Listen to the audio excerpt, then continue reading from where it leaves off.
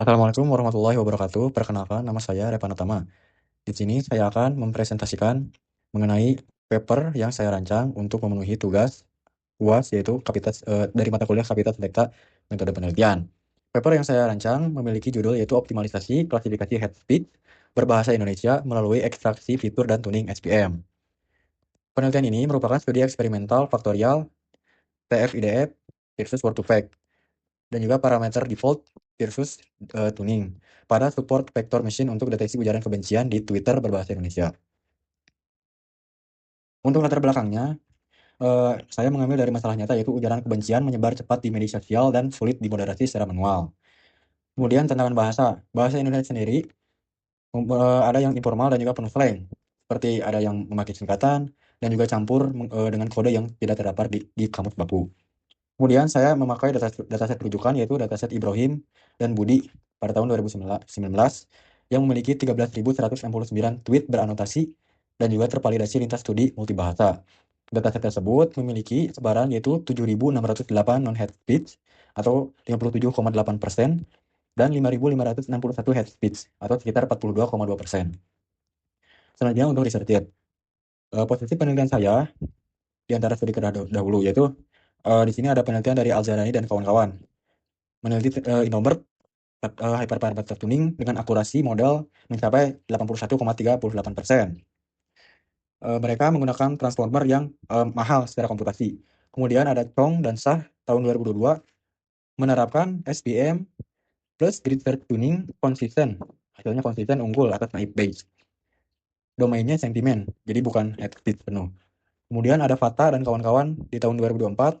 Mereka mengkombinasikan TF-IDF plus Word2Vec untuk head speech TikTok, tetapi belum mengisolasi kontribusi tiap teknik ekstraksi fitur. Nah, jadi saya mengambil gap yaitu mengambil jenis ekstraksi fitur TF-IDF versus Word2Vec dan status tuning yaitu default versus teroptimasi pada domain head speech Indonesia dengan algoritma klasik yang ringan secara komputasi. Nah, itu telah penelitian yang saya lakukan di penelitian yang saya rancang. Kemudian rumusan masalah dan tujuan. Untuk rumusan masalah 1, di sini saya bagaimana sih perbandingan akurasi naive Bayes versus SPM dalam klasifikasi head speech berbahasa Indonesia. Kemudian rumusan masalah 2, mengukur sejauh mana TF-IDF versus Word2Vec memengaruhi akurasi klasifikasi pada kedua algoritma. Dan rumusan masalah 3, sejauh mana hyperparameter tuning grid search CV dalam meningkatkan performa SPM dibanding parameter default. Kemudian untuk tujuan penelitiannya yaitu mengukur dan membandingkan performa naive Bayes dan SPM pada dataset head speech Indonesia. Yang kedua, mengevaluasi pengaruh TF-IDF versus Word2Vec terhadap performa klasifikasi. Kemudian yang ketiga, membuktikan secara empiris besaran peningkatan performa SPM setelah hyperparameter tuning. Untuk tinjauan pustaka, merupakan perbandingan pendekatan klasik versus deep learning untuk head speech Indonesia. Di sini ada 4 kolom yaitu studi pendekatan dataset atau domain dan juga hasil. Yang pertama, Ibrahim dan Budi sebagai penyusun dataset merupakan dataset Twitter Indonesia berjumlah 13.169 tweet yang hasilnya adalah dataset rujukan utama dalam penelitian saya. Kemudian Chong dan Shah, pendekatan yang digunakan adalah SPM versus naive Bayes dan grid search. Domainnya yaitu sentimen pasar saham kesehatan. Hasilnya SPM tuned konsisten unggul. Fata dan kawan-kawan. Pendekatannya TF-IDF plus Word2Vec plus RNN.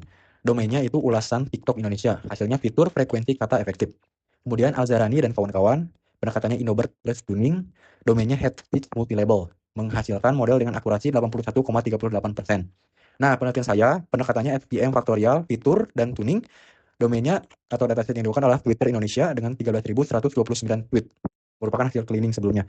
Menghasilkan akurasi sebesar 80,73% dengan F1 0,8423. Metodologi penelitian. Penelitian yang saya bangun merupakan experimental research dengan desain faktorial 3 algoritma dikali 2 representasi fitur. Ini merupakan tahap-tahapan yaitu dataset rujukan dari Ibrahim dan Budi, kemudian di pre-processing dengan case folding, cleansing, normalisasi slang, dan juga stemming. Kemudian ekstraksi fitur. Kita gunakan TF-IDF, Unigram plus Bigram, dan dibandingkan dengan Word2Vec dengan dimensi 100. Kemudian pemodelan. Kita gunakan naive Bayes, SPM default, dan SPM tuned dengan grid search CV. Kemudian evaluasi dengan metrik akurasi, precision recall, Evon score, makro. Split stratified, yaitu 10.503 data latih 80%. Dan data uji sebanyak 2.626 data uji atau sekitar 20%. Kemudian grid search CV dengan 5-fold cross validation. Nah, ini untuk hasil perbandingan 6 kombinasi eksperimen. Jadi SPM Tune dengan fitur TF-IDF memiliki akurasi tertinggi yaitu 0,8473 dengan F1 score sebesar 0,8423. Dan hasil tersebut kompetitif dibandingkan Inobert, yaitu hasilnya 81,38% pada studi yang dibandingkan sebelumnya. Untuk model dengan akurasi terendah dengan fitur word to pack juga adalah Nightbase, memiliki akurasi sebesar 0,7411 dan F1 score-nya 0,7308. Kemudian untuk selanjutnya adalah analisis model terbaik yaitu HPM Tune plus TF-IDF.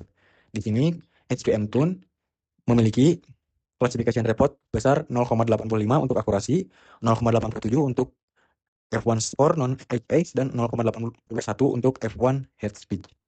Jadi dari confusion metric dapat kita lihat model HPM Tune ini memprediksi aktual non HS dengan benar yaitu sebanyak 1347 head speed aktual non head speed dan memprediksi head speed sebanyak 168 atau sekitar 11%. Hal ini merupakan keberhasilan dari model SPM Tune saya karena memprediksi di bawah target 15%. Tetapi untuk aktual head speed, model saya memprediksi non head speed sebesar 233 dan memprediksi aktual head speed sebanyak 878. Nah, tetapi ini gagal di bawah target dan model SPM Tune menangkap false negatif sebanyak 21%. Yang artinya 233 dari 1111 tweet head speech gagal terdeteksi. Kemudian pembahasan yang temuan kunci. Di sini SVM lebih dari naik base. Kernel RBF menangkap batas keputusan non-linear. Keunggulan melebar dari 1,96 poin TF-IDF menjadi 7,63 poin word fact. Kemudian TF-IDF lebih dari word fact. Selisih F1 dari 3,52 sampai 9,19 poin. Sinyal leksikal eksplisit makin lebih mudah ditangkap frekuensi kata daripada rata-rata vektor. Kemudian tuning moderat tetapi konsisten. Peningkatan 0,61 sampai 0,64 poin F1. Temuan pentingnya yaitu C sama dengan 10 optimal di kedua fitur, bukan C sama dengan 10. 1.0 default scikit-learn. Kompetitif versus transformer. Nah, SPM plus FIDF 84,73% sedikit lebih tinggi dari Indobert yang tertuning, yang menghasilkan 81,38%, akurasi jauh lebih efisien secara komputasi dibandingkan penelitian yang tadi.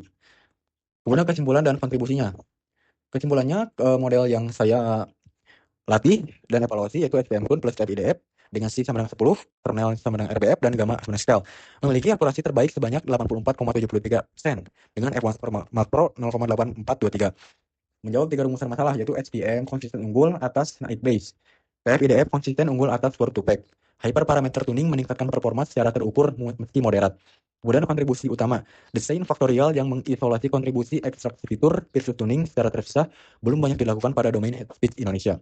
Kemudian implikasi praktis, algoritma klasik plus fitur dan tuning tepat sama dengan alternatif efisien komputasi kompetitif dengan transformer.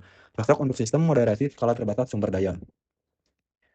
Kemudian keterbatasan dan saran penelitian lanjutan. Keterbatasannya, grid pencarian terbatas di 1,10 dan juga gamma hanya scale.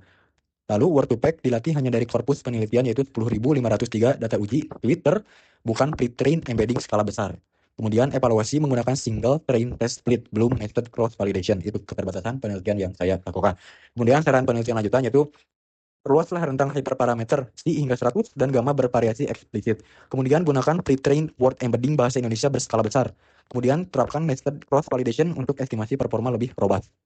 Mungkin itu saja yang bisa saya sampaikan, saya ucapkan. Terima kasih dan mohon maaf apabila kata-kata yang saya ucapkan agak kurang jelas dalam pengucapannya dan memiliki kesalahan. Untuk naskah lengkap sudah saya upload di Fixer dengan doi yang tertera di layar. Baik, itu saja mungkin saya ucapkan wassalamualaikum warahmatullahi wabarakatuh. Terima kasih.